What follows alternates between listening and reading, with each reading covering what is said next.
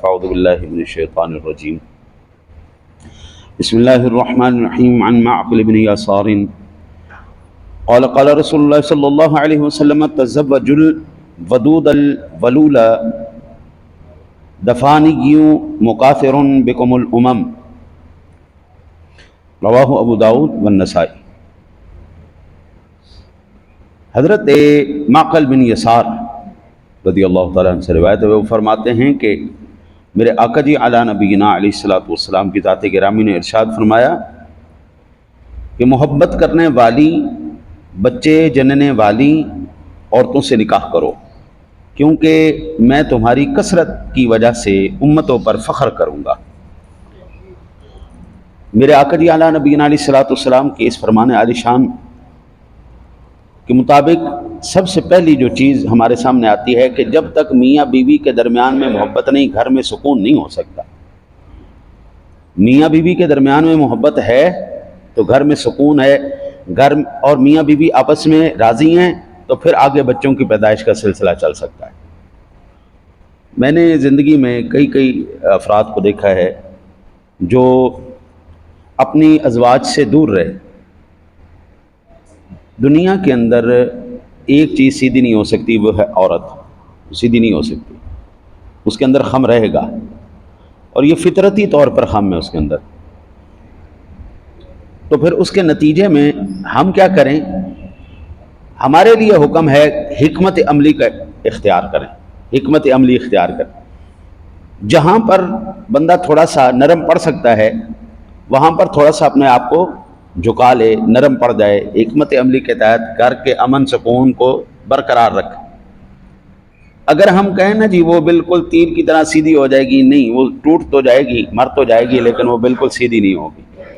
اس کے اندر کمی رہے گی، کوتاہی رہے گی، نافرمانی رہے گی، اس کے اندر بغاوت کا عنصر باقی رہے گا۔ تو اس کو پھر حکمت عملی کے ساتھ اگر آپ ٹیکل کریں گے، کبھی کبھی بندہ سن بھی لے، کوئی گل نہیں،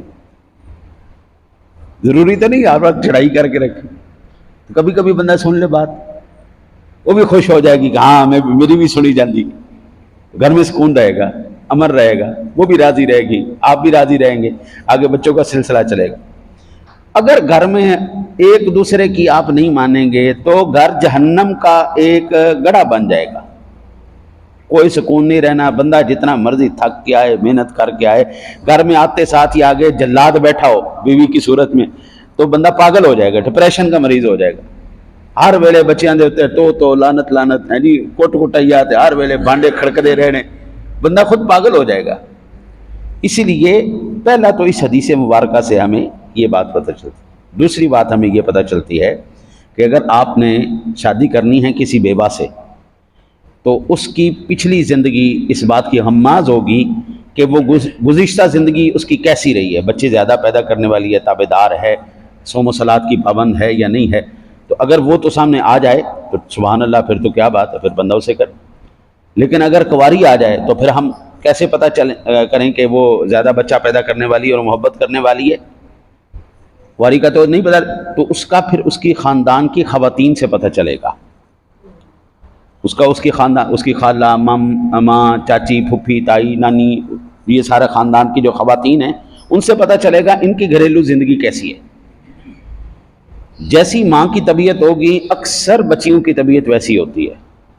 ماں اپنے اس کے باپ سے محبت کرنے والی ہے، اس کے بچوں کی کثرت تعداد ہے تو جناب پتہ چل گیا کہ ٹھیک ہے یہ اس ماں کی بچی ہے، اس کے اندر بھی یہی چیزیں آگے ہوں گی، یہ محبت کرے گی اپنے شوہر کے ساتھ، بچے بھی زیادہ جننے والی۔ اور میرے آقا جی علیہ نبینا علیہ الصلوۃ والسلام نے پھر یہ ارشاد فرمایا کہ بابا زیادہ بچے اس لیے جنو، کل قیامت والے دن میں فخر کروں گا امتوں پر۔ کسی امت کا ایک آدمی ہوگا، کسی کے 2 ہوں گے، کسی کے 4 ہوں گے، کسی کے 10 ہوں گے، کسی کے 50 ہوں گے، کسی کے 100 ہوں، کسی کے لاکھ ہوں گے، لیکن آقا جی علیہ نبینا علیہ الصلوۃ والسلام کی امت مبارکہ کتنی ہوگی؟ یہاں سے آپ اندازہ کیجئے کہ آقا جی علیہ الصلوۃ والسلام نے ارشاد فرمایا کل قیامت والے دن پوری انسانیت کی 120 صفیں ہوں گی، پوری انسانیت کی 120 صفیں ہوں گی، جن صفوں میں وہ کھڑی ہوگی، اور ان میں سے 40 صفیں حضرات انبیاء کرام کی امم کی ہوں گی اور 80 صفیں میری ہوں گی۔ آقا جی کی امت. اب آپ دیکھ لیں نا جی، جتنا دورانیہ حضور سرور دو عالم صلی اللہ علیہ وسلم کی امت کا ہے، یہ پیچھے کسی امت کو نہیں ملا. پیچھے بہت زیادہ بھی کسی کی عمر ہوئی ہے نا جی، 800 سال 1000 سال، بس اس سے زیادہ کسی کی عمر نہیں ہوئی.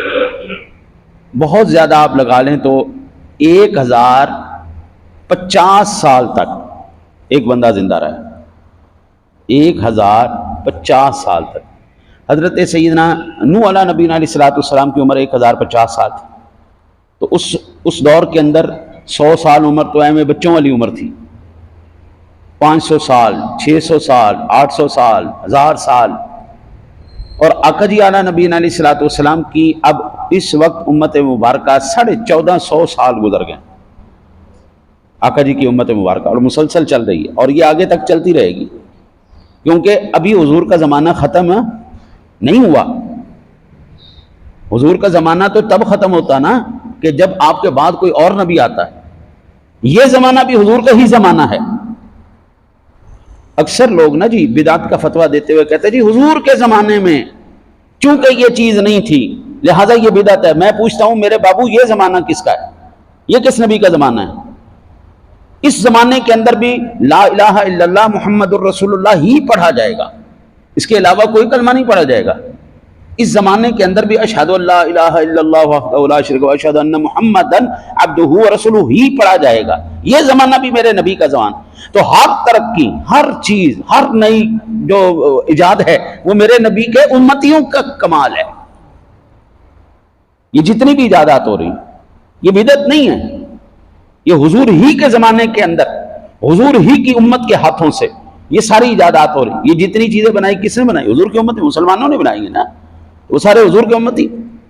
تو سرور دو عالم صلی اللہ علیہ وسلم کی ذات گرامی کا آج وہ ایک اسکالر صاحب بنے ہوئے ہیں جی، وہ کہہ رہے تھے جی کہ آج کے دن میں ہم محمد صلی اللہ علیہ وسلم کو بھی مان نہیں سکتے. لا حول ولا قوت الا باللہ. او بابا جی آج بھی حضور کا ہی زمانہ ہے اور کلمہ حضور کا ہی چلے گا. یہ قادیانی والی سوچ کہاں سے لے کے آیا کہ جناب حضور نبی اکرم صلی اللہ علیہ وسلم کا زمانہ صرف وہاں تک تھا، اس کے بعد زمانہ نہیں؟ کیا آپ نیا نبی لا کے اس کا کلمہ پڑھنا چاہتے ہیں؟ نہیں، یہ کلمہ بھی، یہ دور بھی حضور کا ہے. اس دور کے اندر بھی کلمہ حضور کا ہی پڑھا جائے گا قیامت کی دیواروں تک. اب صرف نظام مصطفیٰ کا ہی رہے گا. یہ کیا بات ہے؟ قادیانی والی سوچ نہیں ہے ہماری.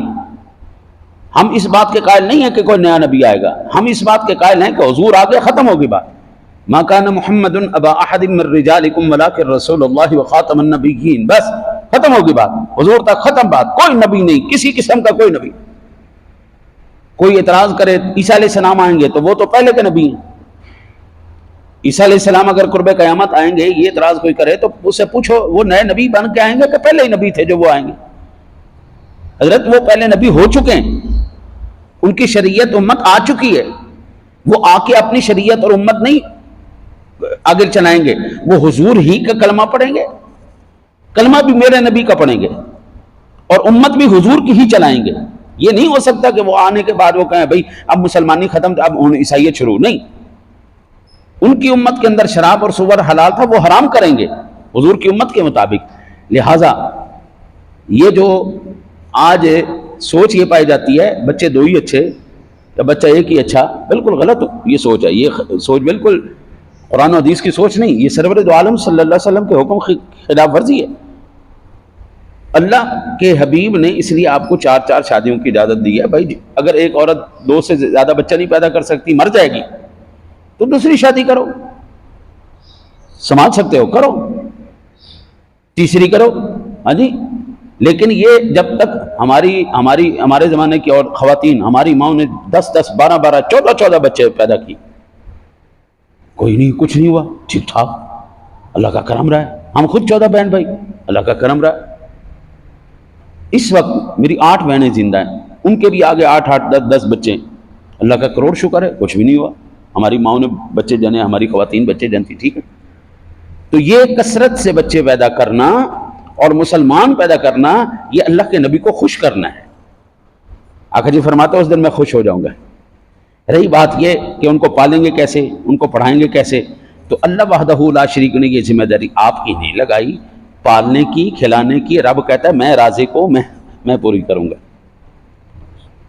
باقی رہی بات یہ کہ یہ جو سکول کے وہ سلسلے ہیں، ہاں جی، یہ سارے سلسلے، حضرت یہ سلسلے کوئی اہمیت کے حامل نہیں، نہ ان سے آپ کے بارے میں سوال ہوگا۔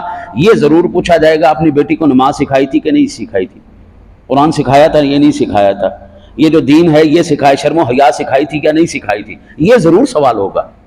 تو جو سوال ہونے تیاری اس کی کیوں نہیں کرتے کہ یہ سوال ہوگا کون سے سکول میں کس کلاس تک پڑھایا تھا، یہ سوال ہوگا، یہ سوال ہوگا بچی کو دین سکھایا تھا یہ نہیں سکھایا تھا، اس کو آداب سکھائے تھے یا نہیں سکھائے، سوال کیا ہوگا؟ تو پھر جو سوال ہوگا تیاری اس کی کیوں نہیں کرواتے؟ ہاں اللہ وہ بھی دے گا انشاءاللہ، وہ بھی آپ پڑھائیں، اسکول بھی پڑھائیں، یونیورسٹیاں بھی پڑھائیں، سارا کچھ پڑھائیں، لیکن سب سے بنیادی جو ضرورت اور چیز ہے جس کا سوال ہے وہ دین ہے۔ اگر تو وہ پورا ہو گیا تو ٹھیک ہے، باقی ہمیں فروعی چیزاں نے بس ٹھیک ہے آگے وہ کر لیا ٹھیک ہے، نہیں کر لیا ورنہ اس کا سوال کوئی نہیں ہونا، لیکن یہ ضرور سوال کیا جائے۔ اسی لیے اس کا مطلب یہ ہوا کہ حضور کے حکم کے مطابق ایسی خواتین سے شادی کرنی چاہیے جو خواتین شوہر سے محبت کرنے والی ہوں، اور میں نے حضرت دیکھا ہے شوہر کے فوت ہونے کے بعد جب بیوہ ہوتی ہیں خواتین، بعض خواتین ہوتی جو شادی کر لیتی ہیں ٹھیک ہے شرعاً اس میں کوئی بات، لیکن بعض خواتین ساری زندگی اپنے شوہر کے نام پر بیٹھی رہتی، نہیں کرتی، محبت ہوتی نا ان کو شوہر سے، ساری زندگی بیٹھی رہتی، بیوہ ہونے میں گزار دیتی ہیں لیکن وہ دوسری شادی نہیں کرتی، ان کی محبت ہے اپنے شوہر سے۔ اللہ ایسی محبت کرنے والی سب کو عطا فرمائے۔ ہاں جی، دعا ہے اللہ آپ کو مجھے عمل کی توفیق عطا فرمائے۔